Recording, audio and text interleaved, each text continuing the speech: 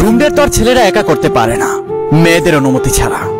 সম্পর্ক চলাকালীন বয়ফ্রেন্ডের সাথে রুম ডেট করবা, আর রুম ডেট করার পর সে যখন তোমাকে ছেড়ে চলে যাবে তখন বলবা সব ছেলেরাই খারাপ। বেপরদাভাবে চলাফেরা করবা, কোনো ছেলে যদি খারাপ মন্তব্য করে তখনও বলবা সব ছেলেরাই খারাপ।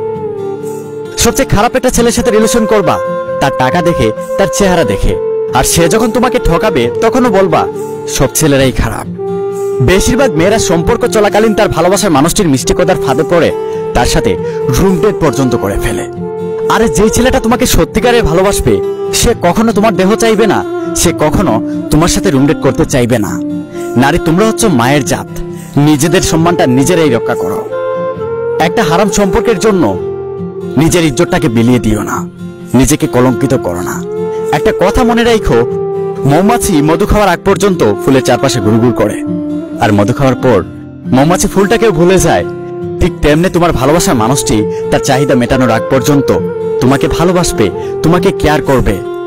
তার চাওয়াটা যখন পাওয়াতে রূপান্তরিত হয়ে যাবে তখন সে তোমাকে ভুলে যাবে। আর ভুলে যাবেই না কেন? কথায় আছে, মানুষ সহজে কোনো জিনিস পেয়ে গেলে সেটার মূল্য দেয় না, আর সস্তা জিনিস সবাই পছন্দ করে না।